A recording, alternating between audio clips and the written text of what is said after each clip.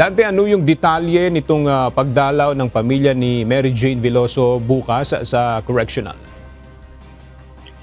Magandang umaga, kinumpirma nga ni Attorney Edri Ulalia, abogado ni Mary Jane Veloso, na bukas ay naasahang makakasama nito ang kanyang pamilya at kabag-anak sa Correctional Institution for Women o CIW sa Mandaluyong City. Natapos na rin kahapon aga ang 5 araw na quarantine period ni Veloso alinsunod sa protocols ng Bureau of Corrections o BUCOR.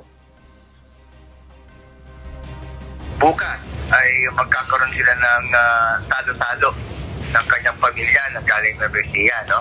Sa mga kamag-anak niya ay pinayagan naman siya sa kabutihang palad. Ayon naman sa pamilya Veloso, maaga sila bukas ng umaga na pupunta sa CIW. Sabi ng nanay ni Mary Jane na si Aling Celia, dadalhin na rin nila ang mga hiningi ng kanyang anak tulad ng pagkain, damit, hygiene kits at iba pang gamit. Nais-anya nilang maghapon na kasama si Mary Jane.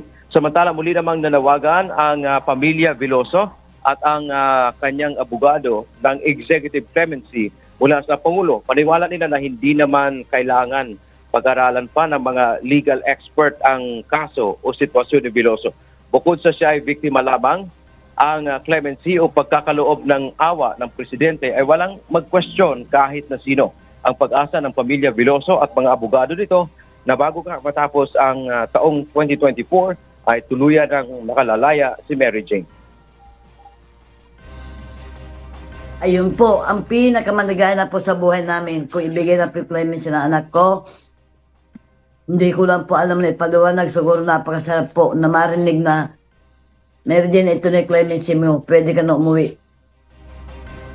Aga sa susunod na taon ay formal na rin itong dadalo si Mary Jane sa paglilitis sa kasong qualified human trafficking at estafa na kanyang isinampa sa kanyang recruiter na nakakulong din ngayon sa Correctional Institution for Women sa Mandaluyong City. Yan mo ang ating update. Balik sa iyo, Aga.